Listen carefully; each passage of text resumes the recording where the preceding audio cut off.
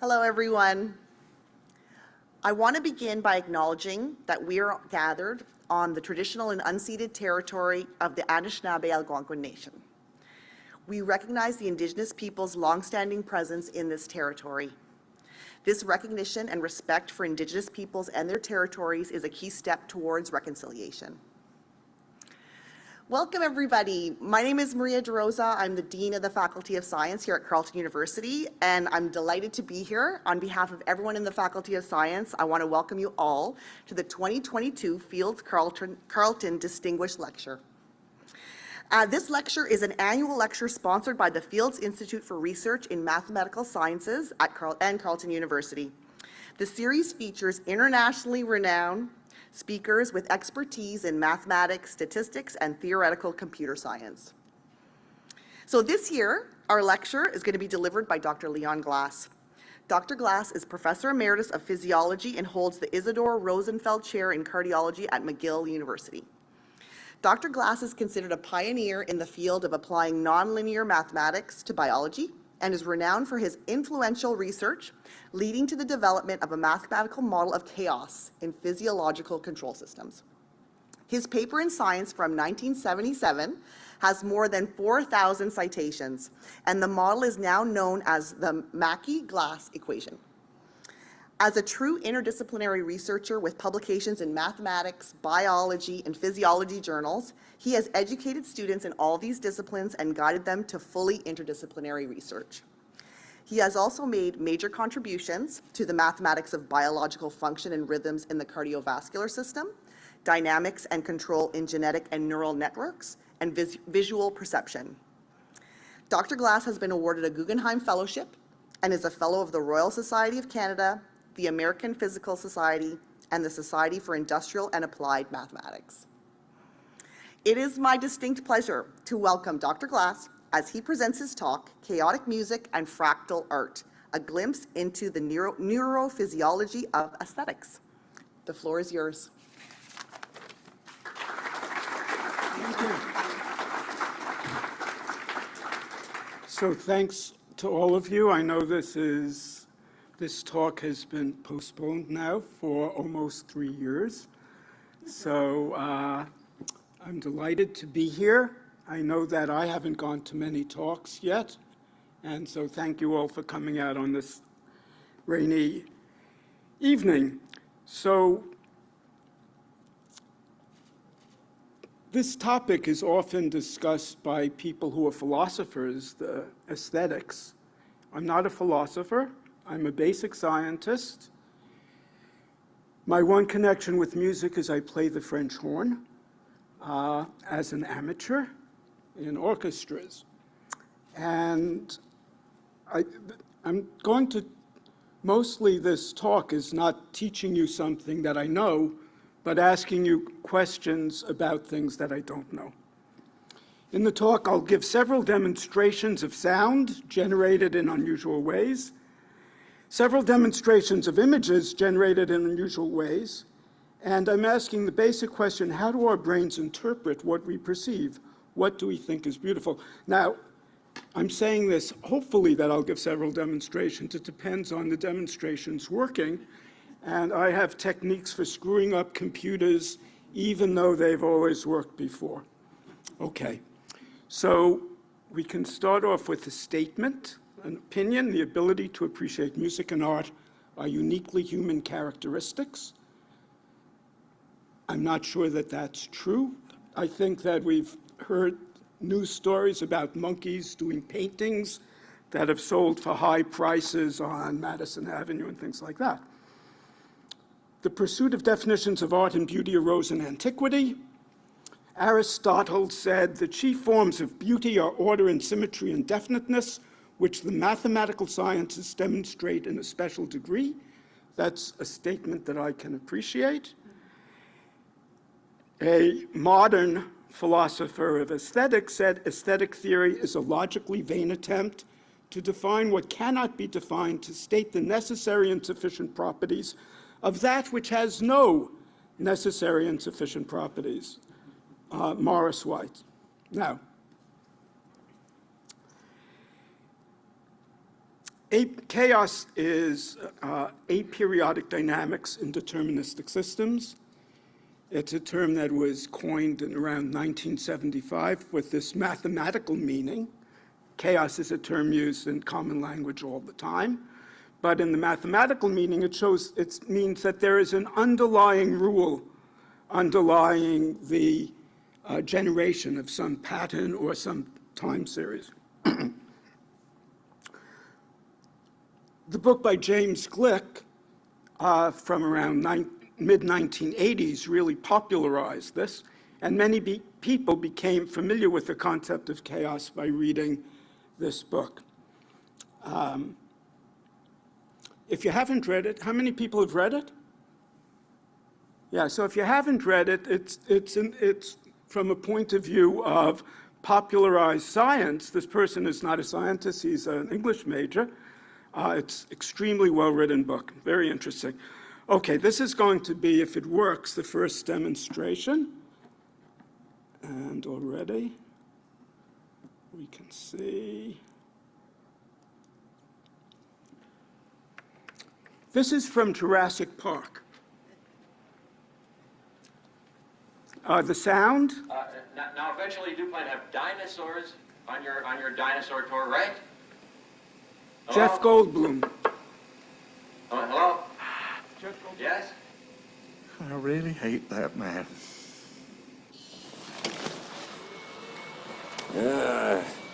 See, the Tyrannosaur doesn't have any set patterns or park schedules. It's the essence of chaos.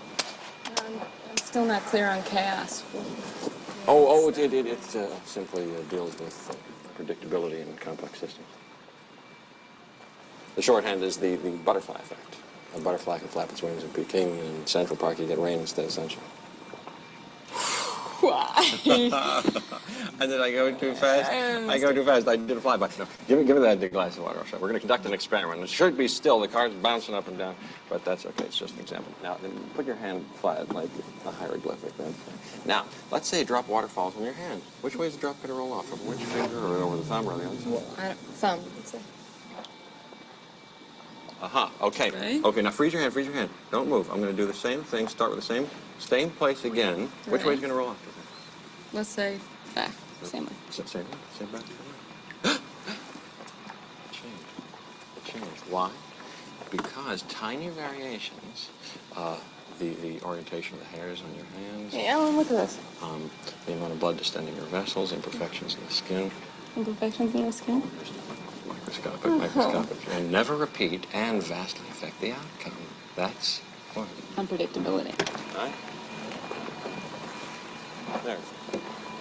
Look at this. See? I'm right again. Nobody could have predicted that Dr. Grant would suddenly jump out of a moving vehicle. Alan!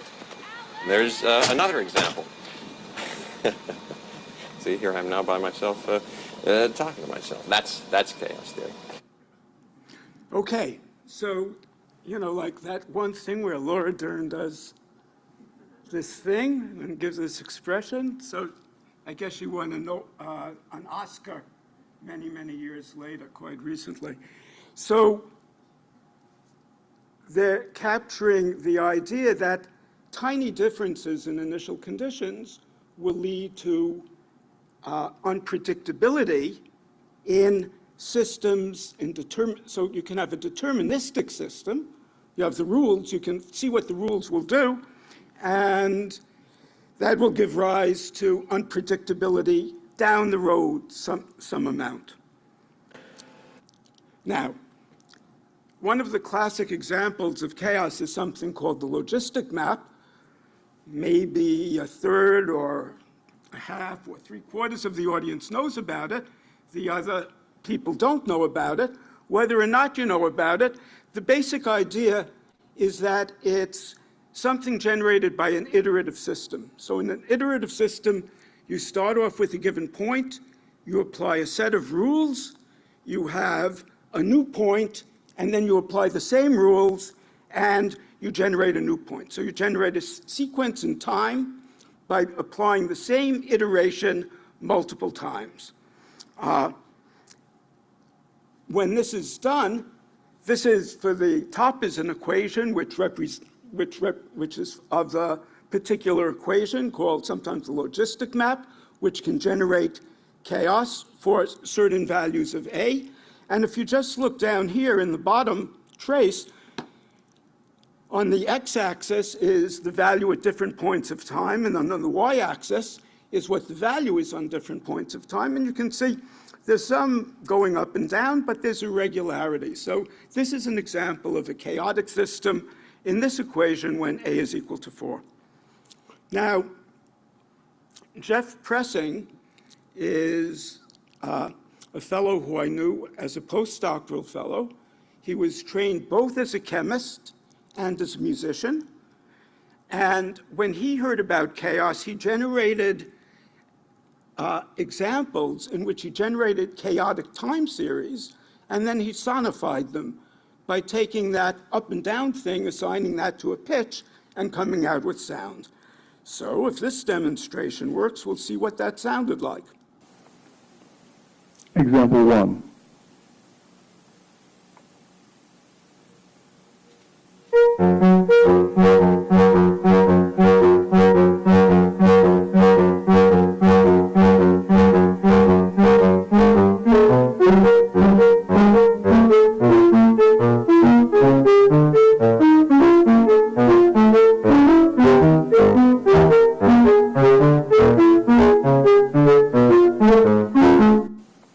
Okay.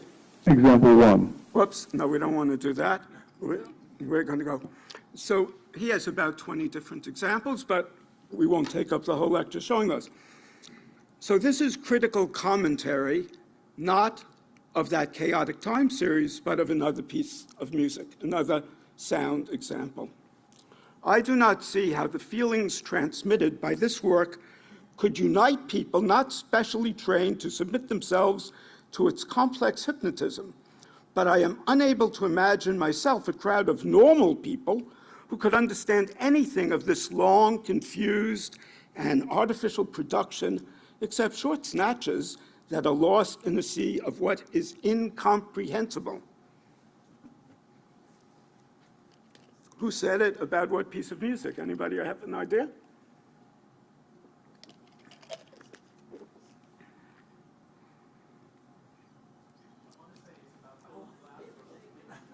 Huh? No. Leo Tolstoy on Beethoven's Ninth Symphony. Okay? Here's a quote from a famous number theorist, a mathematician named Paul Erdos. Why are numbers beautiful? It's like asking, why is Beethoven's Ninth Symphony beautiful? If you don't see why, someone can't tell you. I know numbers are beautiful. If they aren't beautiful, nothing is. Okay. It's a different opinion about Beethoven's Ninth Symphony, which we now recognize as truly one of the great pieces of music, often unifying mankind in our appreciation of it. More critical commentary. So, une université bilan, peut-être. Voici un étrange spectacle d'une barbarie laborieuse et puérile que le public Champs-Élysées accueillait sans respect. Okay, so this is of now, what? That's Stravinsky. So this is Stravinsky from The Rite of Spring, from a review in 1913. Of course, there was also a ballet performance that went with the music, but at that stage, it was not well appreciated, even though now many of us think it's a fantastic piece of music. Okay, here's another demonstration. We'll see, so the demonstrations are going well. This is from a pianist, a professional pianist, who's also an academician, who started with Bach's Prelude in C, and then did some chaotic transformation of it. And she can do chaotic transformation a little bit, a lot. There are several examples. I'll just play the original and the slight transformation. How many people have played this piece of music? Anybody played it? Yeah? Somebody played it? Yeah? Okay, so you can tell us in the variation when it's deviating from the original, if we get it to play.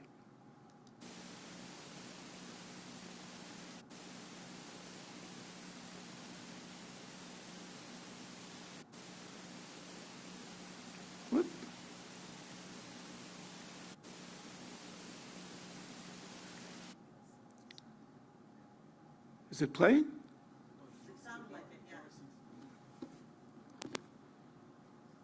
No?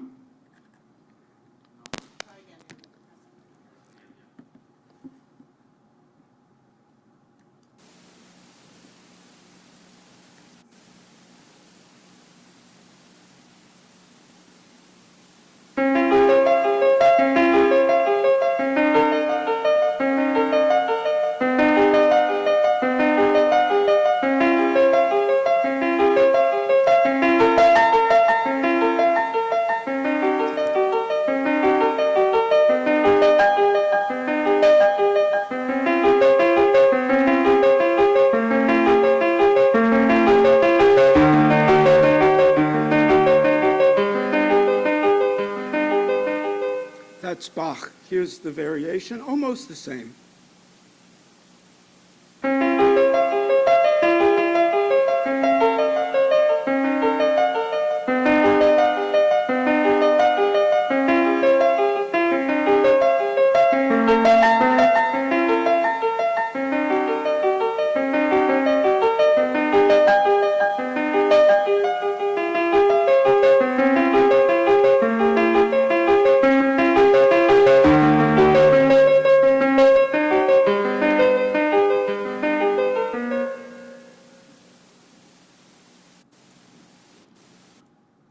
Okay, so the variation is not Bach. It's almost Bach. The person who did that points out that some of the variations that come in kind of are similar to what some of the use of sound and contrasting and atonality, which later appeared as part of general music. But it's another experiment in modifying sound. This is from a person who's a former student who died at a very young age, as Jeff Pressing did. I don't know what's happening about people who work in this field. Mark was a musician who was interested in technology, musical technology, and somehow or other he ended up working on a project with myself and Bruce Pennycook, who's a musician, and Ari Goldberger, who's a cardiologist at Harvard Medical School, in which the idea was to take, this is now a trace of the time between heartbeats, and you can see once again it goes up and down. So you can take that sequence of times going up and down, turn it into sound, and see what comes out. The idea of his thesis, which this was part of his thesis, was to see if you could compress the sequence and could it be useful for diagnosing different pathologies.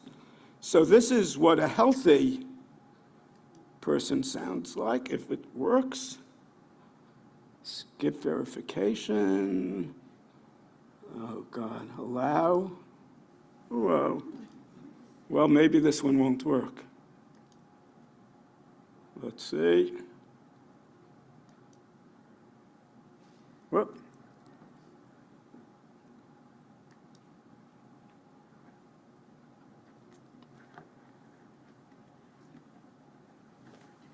Huh? Let's see, something came there. Huh?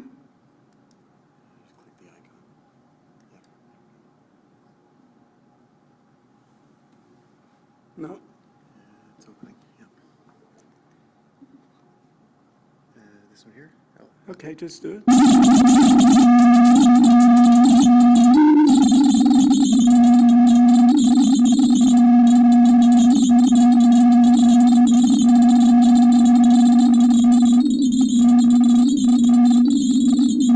That's normal, and then the next one is abnormal. Don't go far.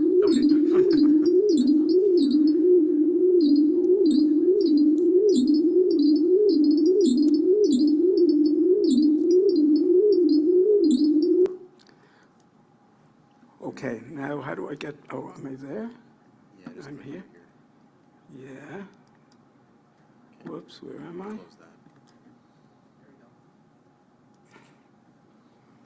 that. Okay. Well, we'll see. Don't go far. So after Mark did his PhD, he hooked up with someone named Mickey Hart. Do people know Mickey Hart? He was a drummer with the Grateful Dead. And of course, I was going to graduate school instead of to rock concerts at the time, so I missed out on a lot of things that were happening. I'm going to play another excerpt. I think this is my last real excerpt.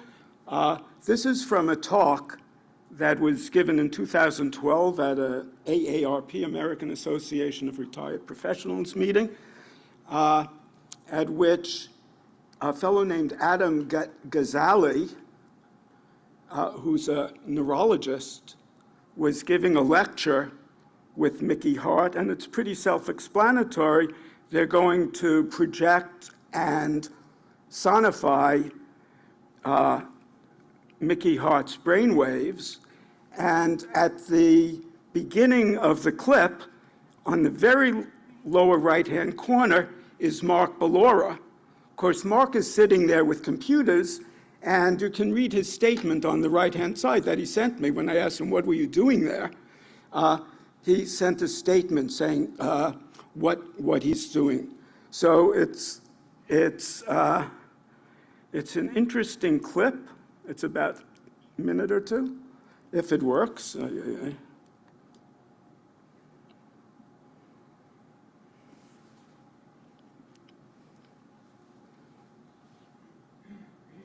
What we're going to do now is I'm going to show you the rhythms of Mickey's brain superimposed on his brain in real time. That's our goal. All right, let's try this out. So let's show you alpha rhythms. It worked. What you're looking at is real-time alpha rhythms. These are those first rhythms described by Hans Berger in the early 1900s in Mickey's brains, changing in real time, recorded from this cap, superimposed on his brain. This is very reassuring. There. He has a functioning brain. Oh, good. It's Above ground, that's good. Now what I'm doing is showing you theta rhythms. Theta rhythms, you can see they have a very strong frontal dominance. These are the rhythms that are associated with attention, concentration, working memory, holding information on mind. We can view all these rhythms in real time. Right now it's a demonstration. It's the first of its kind that I know of in experiencing this in a live audience here. But what we hope is that this will also drive the very research. Can being able to visualize your own brain rhythms in real time help you to control them? Okay, we have the rhythms going now. Now what we want to do is something also unique. We're going to let you hear the rhythms of Mickey's brain. So let's turn off theta. Can we hear alpha? So what we've done is we've sonified the alpha rhythm. We've converted it from a frequency that you can't hear into a level you can hear. That would be alpha.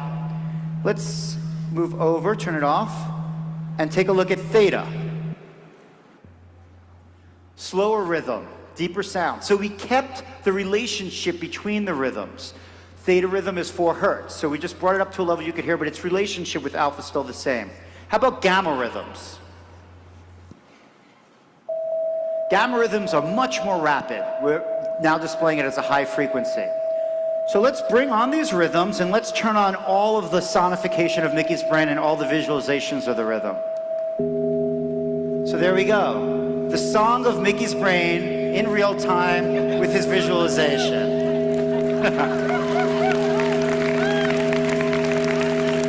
I give you my brain. Well, the sound of my brain anyway. Now. Okay, so one thing to appreciate about this is they're much better showmen than anybody you've seen. They're very good in promoting themselves. Actually, the first performance I know where somebody was someone named Alvin Lucier in 1964. And then in Montreal, our orchestra used to have concerts in which we had some talks being given. And one of the talks that Mark Ballora organized had one of his friends performing this piece of music. So this is way before Adam Ghazali and Mickey Hart were doing it.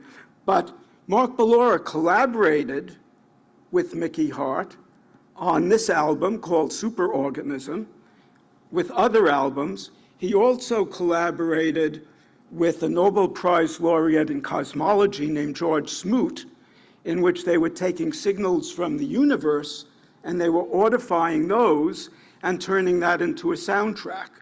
So these were very imaginative and different ways of generating sound from natural processes that are happening.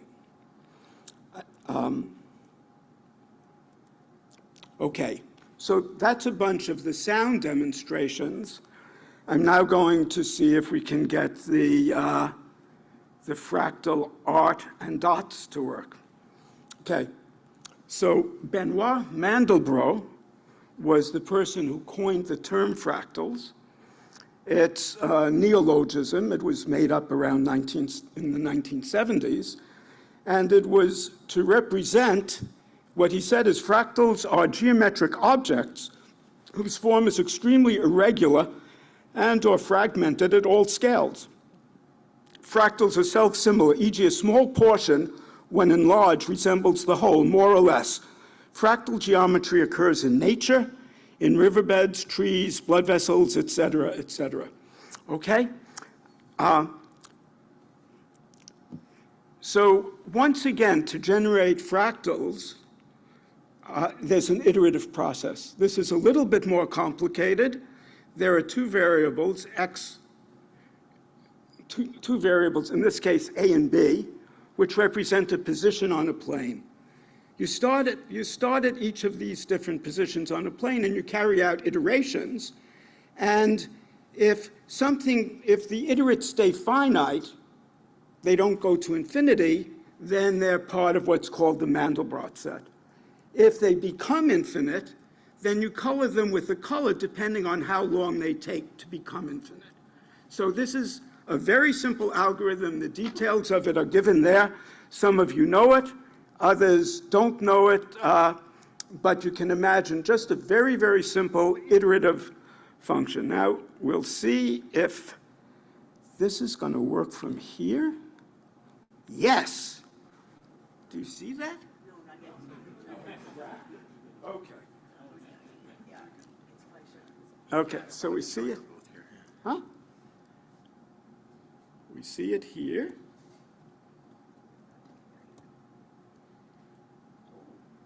Do you see it? Yes. Okay. Don't go far. Okay, so this is the so this is done now in real time. And you have to realize when I started teaching about this back in the 1980s, we would program a computer at the beginning of the class, and then it would chung away at different points through the class. And at the end of the class, it would generate something that looked like a portion of this, and that was the big aha moment. So, but now it can do the computations virtually instantaneously. The black are the parts that don't become infinite. The colored are parts that do become infinite. And we can look at any teeny section of this, any section, and we can blow up, and we can see what's in that little region. So all of those computations, this is just being done interactively as I'm doing it. It's not my web application. It's from a website that I hooked it into right now and looked up a couple of days ago.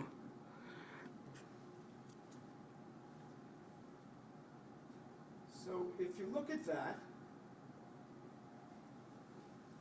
to me, oh, and you can see a lot of other things also. We should do this as a full screen. Okay, it's still not the complete screen. But is it aesthetic? Would you like to have it on your wall? unlike the chaotic music example I gave, almost with the same equation, really, done in a different way, here we have something that, to me, is very interesting to look at. I can almost look any place in here. This is expanding over teeny regions, and I have an amazing image.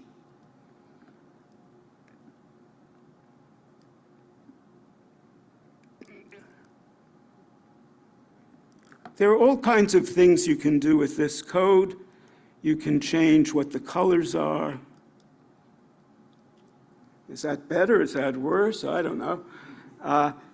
The old app I used to have, you could cycle through the colors and you would see these things moving. You can zoom out.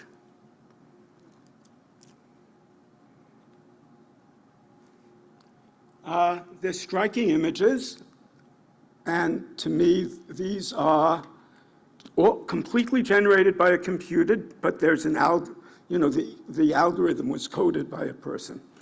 Now, I have to figure out how to escape from here and go back to my presentation, and we'll see if this does it.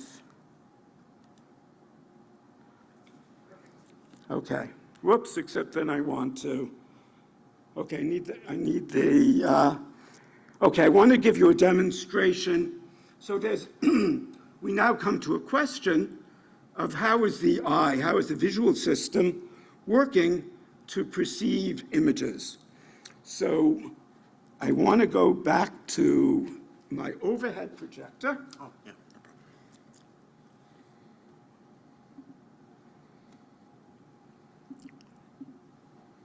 problem. Okay.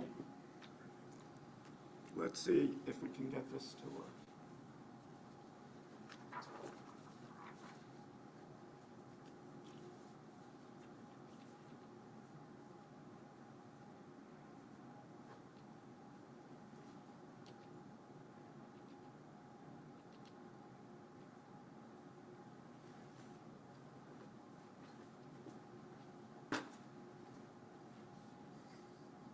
That might be good enough. We'll see. So after I finished my PhD was actually in chemistry and statistical mechanics. I went to the Department of Machine Intelligence and Perception in Edinburgh, and there I had a professor whose name was Christopher Longat-Higgins, who took a trip to the United States, to University of Syracuse Physics Department.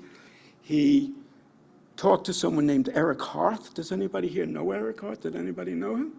So it's quite a wonderful fellow. And Eric Harth came up with a demonstration which now no longer works. Okay?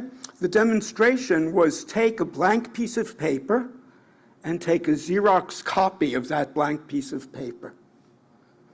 And then we've been talking about iterations. So now you take that copy that you took and you put it back in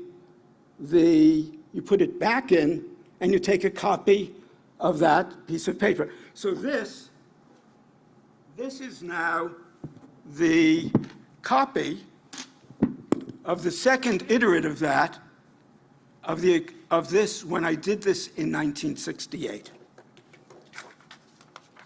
Whoops. I'm not sure if we can see this. Can you see that? Okay, people in the back might not see it very well. If you want to just walk around and come up, you can do that. I don't know. That's the third iterate. So you can keep on doing this. Whoa. Okay. Did we kick something? Not sure.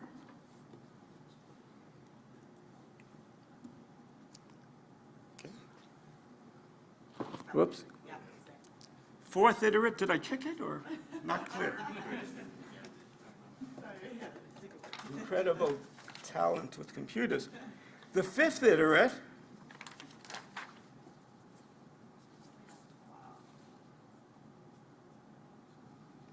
okay, so you're beginning to get a pattern of dots. We can do this, we could keep on doing this ad infinitum. the 6th, the 7th, we can flip down. Here's the 10th. And I don't know how well people can see. Can you see in the back? If you can't, come up closer. No? So I was really interested in the pattern. How do you understand the pattern of dots? These are all on pieces of paper.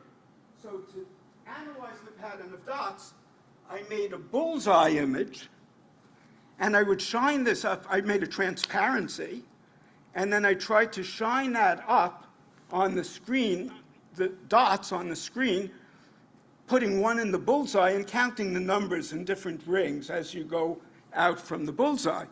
And in the process of doing that, I ended up superimposing one of these sets of dots on another set of the dots. So here I have the 12th iterate of that, and I'm superimposing it on the 11th, and I move it around, and what, do you see anything? No, you just see a bunch of dots. Is that right?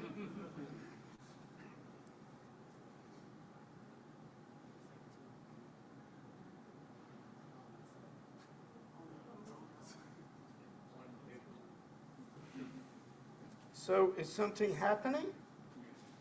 Yep. Oh, did it go off? There you go. Oh, no, it went off. Oh, God. Okay. And there's a piece of glare there. Whoa.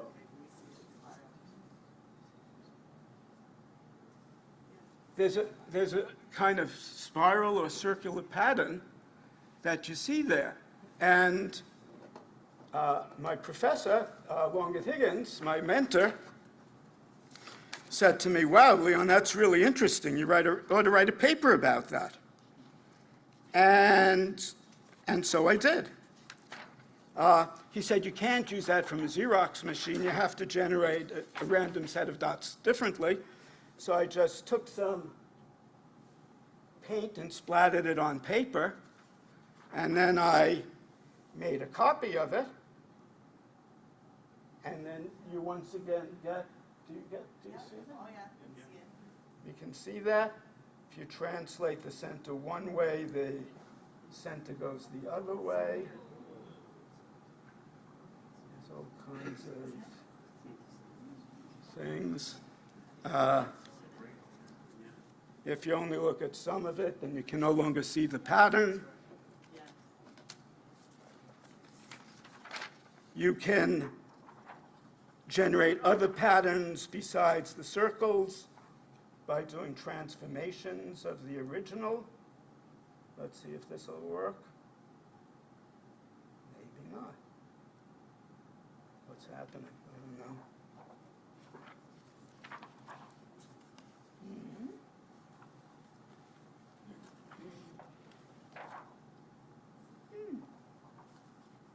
What do we have? Oh, yeah.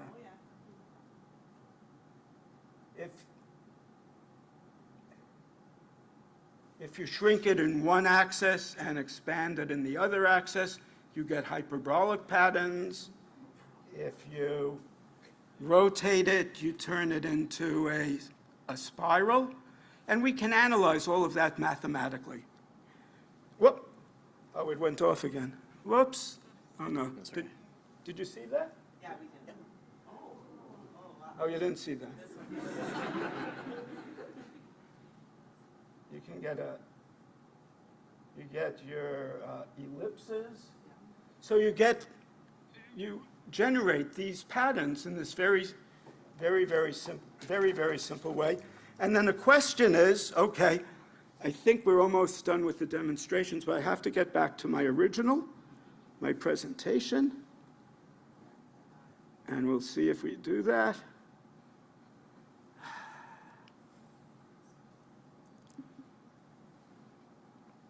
Okay, so question is, how is the visual system making sense of this?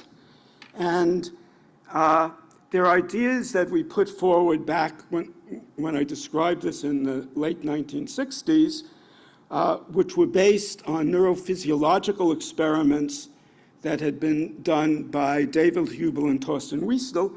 David Hubel is actually a Canadian who was, got a medical degree from McGill, and then this pair won a Nobel Prize for the work they did on this particular problem. So what they were basically suggesting was, or not just suggesting, they were giving experimental evidence that cells in the cat's brain and retina at a more peripheral level were activated by spots of light, and then, or spots of dark, and then those cells fed in at another level, so the cells were sensitive to elongated bars of light or dark.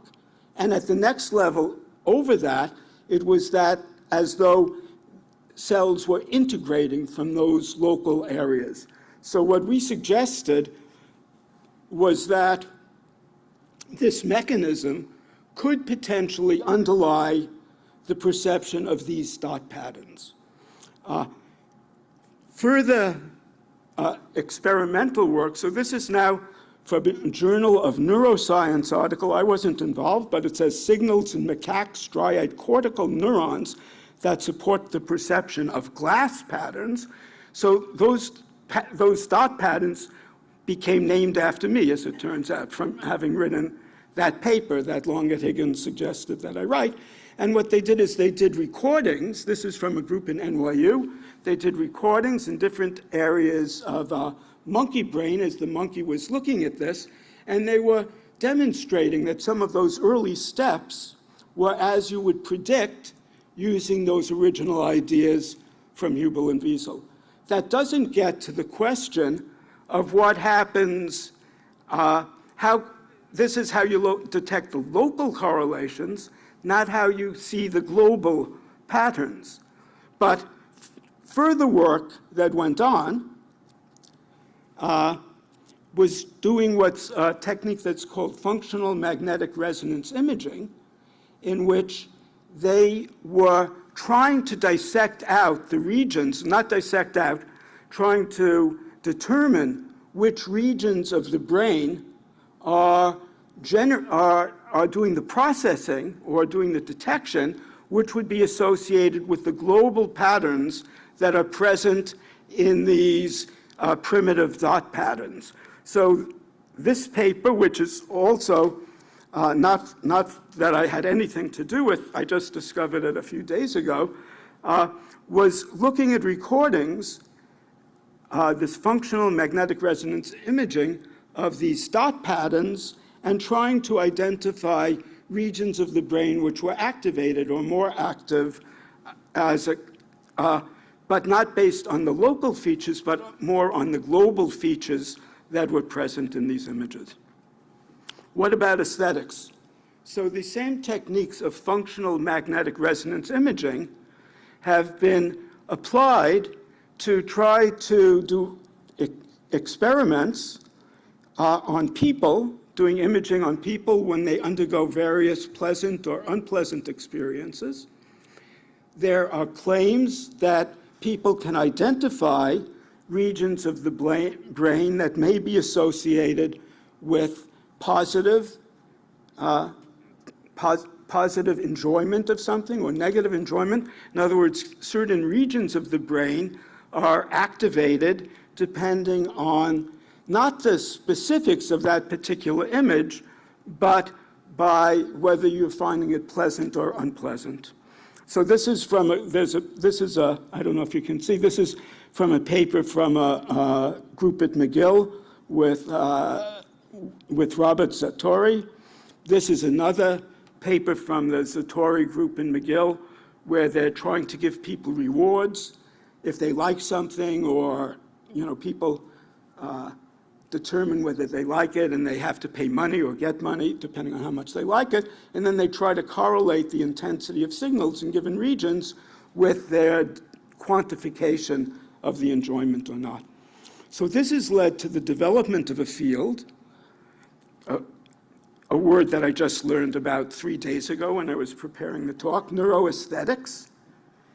And I'll just read this. Neuroaesthetic researchers are also studying the activation of reward systems and default mode networks when viewing or creating art. The reward system releases feel-good brain chemicals like dopamine, serotonin, and oxytocin that trigger sensations of pleasure and positive emotions.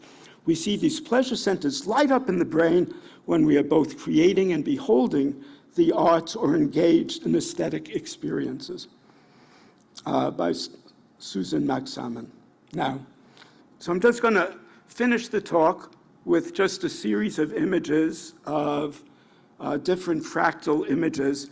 The first one is from the lung. So, you know, the lung is involved in exchanging carbon dioxide for oxygen in the blood. And in order for the lung to function, you essentially have to have the arterial blood and the venous blood and the air all being essentially in the same place. And in Mandelbrot's early writing, he pointed out that the best geometry to actually do all of these things in the same place over large areas is a fractal geometry, not simple spheres, but a multi-branched and extremely rich geometry. So this is actually an image from the vasculature of the lung. Last weekend, I took a walk in Saint-Jérôme, Quebec, and I took this picture. And in natural scenes, you see all elements of fractality. You see the structure of the leaves on the other side. If we would do blow-ups of what was happening there, we would see this not infinite structure, but much more detailed structure if we magnified little pieces. We see the rocks, we see the waterfall, the white in the waterfall. If we looked at it closely, we would all see this richness, this geometric richness that Mandelbrot was saying was associated with fractals. At the same time, here is a geometric structure. There used to be a dam in this location, and here's this boring geometric structure of straight lines and so forth, sitting there in the middle of that image.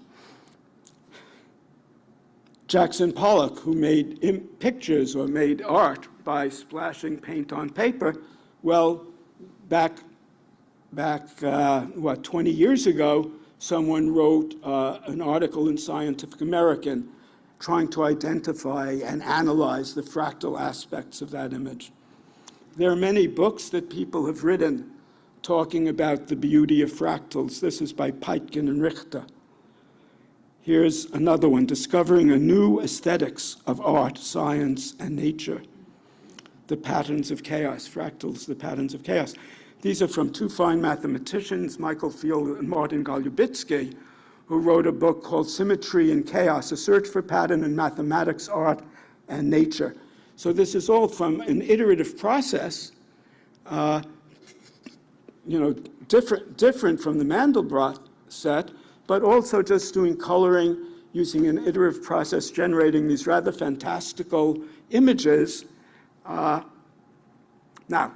the most recent example of this that I know of is this picture, which I learned about, was in the papers about 2 weeks ago. There was an art show for digital art in Colorado, and the winner of that digital art show was somebody who used machine intelligence to generate this image. The person is named Jason Allen. I know nothing about him. He didn't do any drawing. He just wrote a series of commands that were fed into a machine intelligence program, and this is what came out. So I don't know if people find that an interesting or a good image. I think it's a pretty interesting image. But we're moving towards a situation in which it's possible that computers and artificial intelligence, just as computers and artificial intelligence may be the best chess players now, maybe we're moving to an age where they will also be the best composers, the best artists. This is a statement from one of these albums that Mickey Hart did with Mark Ballora. I believe music can play a crucial role in helping us transcend the divisiveness of politics, race, geography, and gender. It is an energy that unites. It is also an energy that can heal. All we need is a groove to move our feet and a song to make our spirits soar. I think it's a beautiful sentiment, especially in the current age, in which there's so much rancor among people, all of whom are in the same human family. So, in conclusion, I would just like to say, appreciation of music and art depend on culture and what is experienced and how this past modifies an individual's brain. I'm not sure if there's something intrinsically beautiful in Beethoven's Ninth Symphony, or it's just that we've learned to interpret that and understand it as being beautiful. I don't know if there's something ugly in chaotic time sequences, chaotic sound sequences, or it's just that we haven't experienced it. The chaotic music, the one example I showed, that's alien. It does not use familiar musical devices of rhythm, harmony, nuance, orchestration, or even a familiar set of tones. So it's very foreign. On the other hand, the fractal images that are generated with the Mandelbrot set and other techniques capture the visual complexity of the natural world, including form, symmetry, color, and motion. Our understanding of what is beautiful is being addressed now by neurophysiologists as well as philosophers. And I end with a question, which is, how will the ability of computers and artificial intelligence to generate beautiful music and images affect humanity? So I started off with this clip from Jurassic Park, the film version of the book by Michael Crichton. So my reading of Michael Crichton, which I think is an accurate reading, is not that he's saying how great science is because we can generate dinosaurs, but how dangerous science is because we can, at least in imagination, create dinosaurs. But if in computers we can also generate better chess players than any living person, and a better artist than any living person, or better composers than any living person, have we really gone into a situation where we have to be concerned about the development of science, not just because we're going to be able to bomb everybody to oblivion, but because we're losing something of our humanity in terms of the generation of these amazingly powerful computer techniques. So I thank you very much for coming out on this kind of rainy night, and I'm happy to discuss with you now and over refreshments in a little bit. So thanks very much.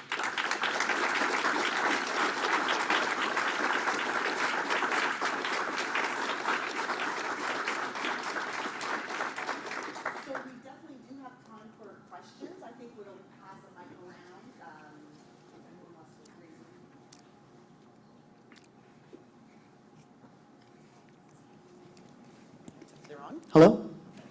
Thanks.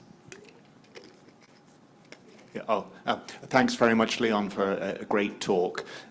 You presented transformations of chaotic dynamics into sound, and they didn't sound very nice to me. As you say, they're somewhat alien. And yet, when you transform the chaotic dynamics into visual perception, then the images look really great and really pretty. For example, the Mandelbrot set that you showed. I was wondering, are you actually making a fair comparison, though? Perhaps it's not the nature of perception, but actually how you've done that transformed. So with the sounds, you're picking out observations from that chaotic dynamics. And yet in the visual things, the things that are most beautiful are like the strange attractors and the bifurcation diagrams. They're a statistical summary of the entire properties. So it's more like looking from a distance rather than close in. And I imagine that if we were to show the equivalent form of a chaotic dynamic transformation to vision, it would also look pretty horrid and blurry. So I'm just wondering about that contrast between sound and so vision. for sure, the example that I gave for the chaotic music was the earliest one that I've been familiar with. If you go on the internet and you just type in chaotic music, you find a lot of things. And I don't know what various composers are doing in order to translate, let's say, chaotic transformation to sound, which we would interpret as pleasant music. So I'm sure that there are people who are doing this, but in terms of music, you know, you have the pitch, you have the loudness, you have the duration, you have the rhythm, you have which other instruments are playing at the same time, you have the orchestration. And then if you play in an orchestra, your conductor will say, make the notes come off the page. So music is actually quite, maybe it's even more complicated than the visual world in terms of understanding and generating. At the end, I was kind of implying, without giving a good example, that it seems perfectly feasible to me that machine intelligence, and I feel confident, I don't know, somebody in the audience might know or might be doing it.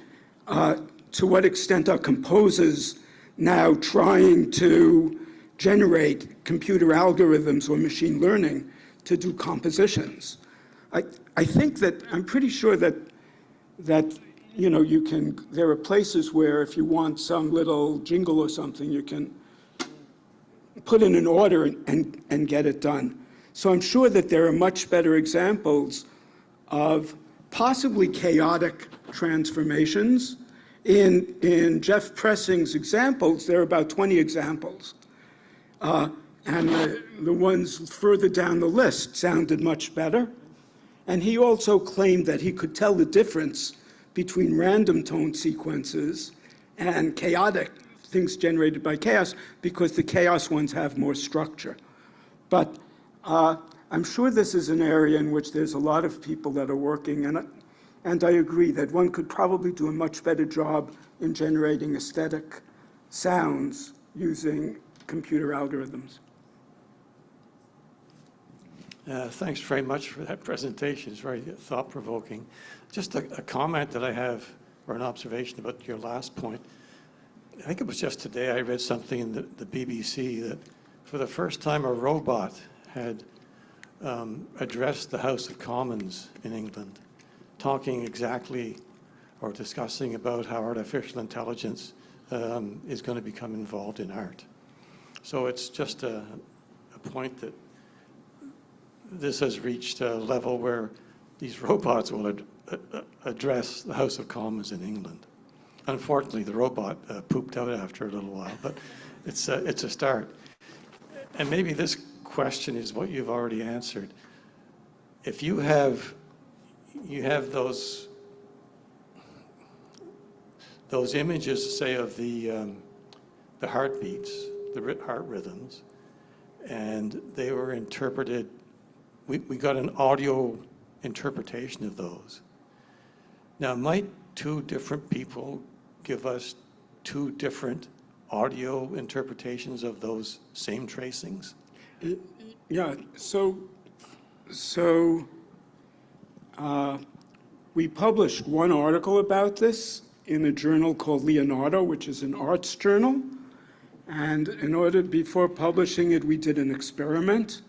And the experiment was just in an undergraduate class in which we played samples of the normal, the sleep apnea, atrial fibrillation, and maybe one other abnormality. And we said, here's this, here's this, here's this. And then we played about 20 examples and saw the extent to which the students in the class could identify the abnormality based on those sounds, and they actually did pretty well. To the best of my knowledge, nobody has tried to use this and tried to do serious work to use this in diagnostics to see it's, with sound you can do this compression of a long time in a very small interval. You can use different frequencies to pick up different characteristics. So in those things, what Mark Ballora was doing was he was doing power spectral analysis, looking for different frequency bands, and then sonifying those with different sound qualities. So you would be able to pick that up very easily. So the extent to which it could actually be used in diagnosis is something which, to the best of my knowledge, has not been explored yet. What I was asking is, you could have two people who would take that tracing, and they would come up with different audio interpretations from that tracing. Is that correct? No, okay. So the notion is that there should be a sufficient difference in the sonification of the normal and the sleep apnea, so that people would be able to hear the difference. I'm not sure if that's addressing your question. I think, could two different musicians take that trace and generate something different? Is that what you sort of mean? Oh, absolutely. Oh, sorry, I didn't understand that. Okay, so the sonification that Mark used was, in talking to him, what I said is that you're a musician, so you should use your musical sensibilities in doing the sonification of this, so it should sound different from what an engineer would do because of your musical sensibility. So, right, it's not just here's this and here's the straight. The sonification is picking up different features, and those are being sonified in ways according to Mark's aesthetic. And presumably this is also what was done in a much more professional way with George Smoot in soundtrack for film about cosmology, and in some of the records that he did with Mickey Hart. So sorry I misunderstood. Thanks for the talk, Leon. It's really inspiring, bringing these different strands of nonlinear science together. I'm wondering if you can say anything about the role of our own brain's linearity or nonlinearity in how we perceive things. So, for example, the auditory system is known to have nonlinearities in it. We perceive beat frequencies, even though they are not there in the original signal. It's just two frequencies. There have been suggestions of like Arnold tongues explaining consonance appreciation and so on. So there's these nonlinear processes in the brain that kind of affect our perception and affects our appreciation of these patterns. Do you have any ideas? Is the brain acting just like a linear thing or a nonlinear thing? Yeah. I don't know if people know Andre Longtan, who's a professor at the University of Ottawa and was a student at McGill and is doing wonderful research in neurophysiology. So the field that I work in is nonlinear dynamics, and some of these examples were of nonlinear systems. When I look at the audience here, to the extent I can see, I see basically what's there. I see a veridical image. I'm not doing a complicated nonlinear transformation of what's there. We're basically seeing what's there. If you have a hi-fi system at home, you want that to generate the sounds in a one-to-one, just what one would call a linear transformation of what's there. You're just seeing what's there. But we know that the cells in our brain are nonlinear. Nonlinear has lots of different meanings, but there are all sorts of oscillations. You heard a little bit about those oscillations in the in the presentation from Mickey Hart. And the question is, what's the role of the nonlinearities? I think the question is, what's the role of the nonlinearities in how our brain is actually working? And I don't know the answer. I mean, Andre probably has a better answer for that than I do. The one thing that we studied, which I didn't say anything about in this talk, where we have proposed a nonlinear mechanism, a possible nonlinear mechanism, is something that involves the wagon wheel effect. Are people familiar with in the old Western movies, if you see a wheel spinning, then you see the spokes moving this way or sometimes that way. You can often see it now in car commercials.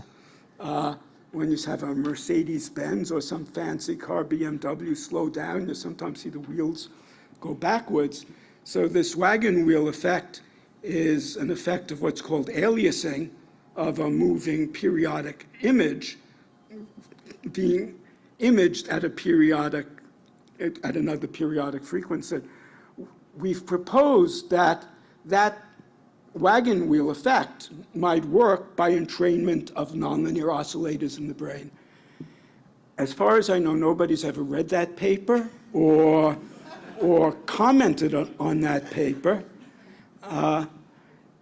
It's just one small example of an area in which we have hypothesized there could be a nonlinear transformation. You know, most of the models, of course, of nerve cells involve nonlinearities.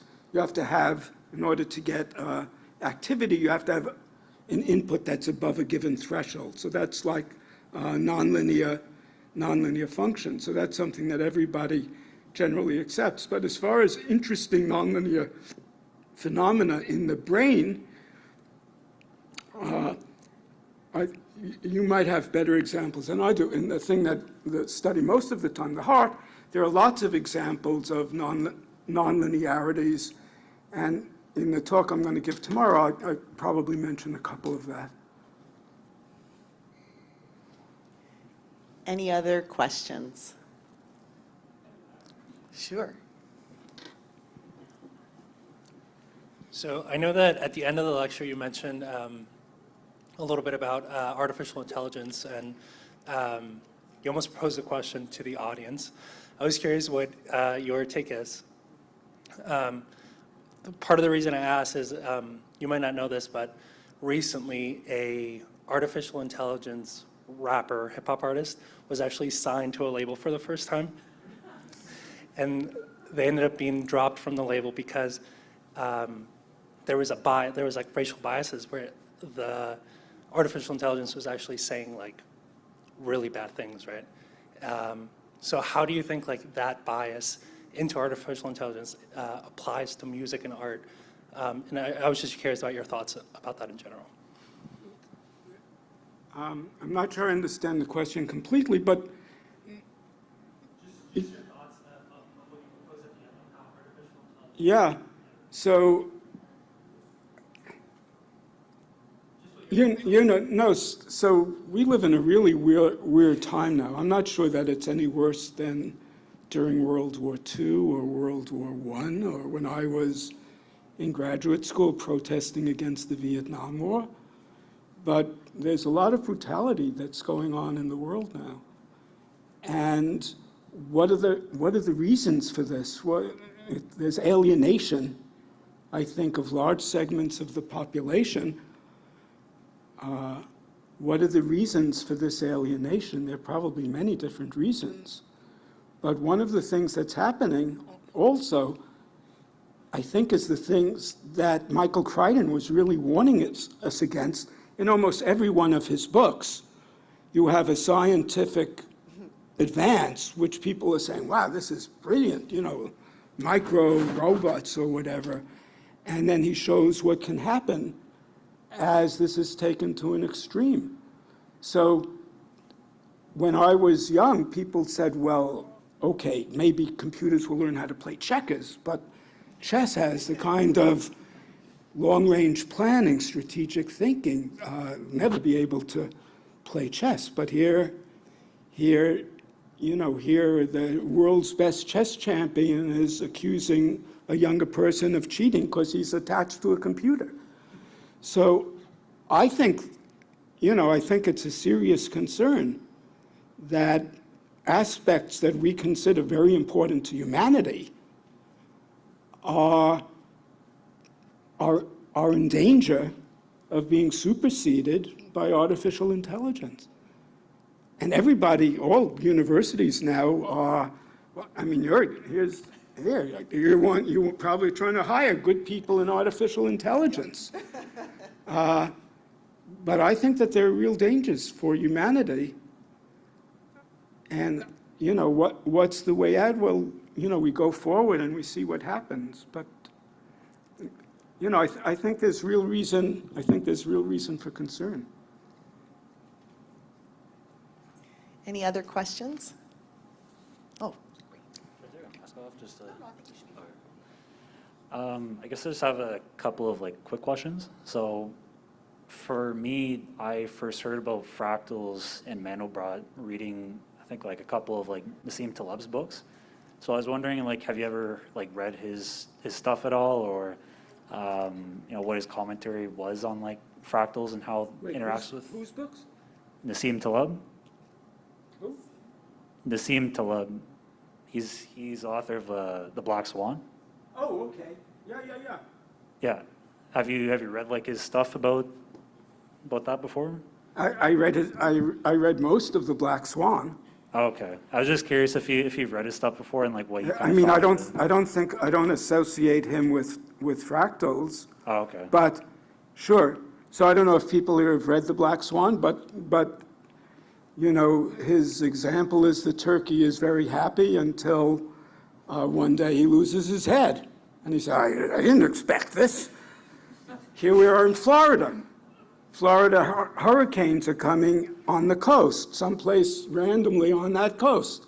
Every year they get 4 or 5 hurricanes. So when it comes to the place somebody lives, they say, I never expected it.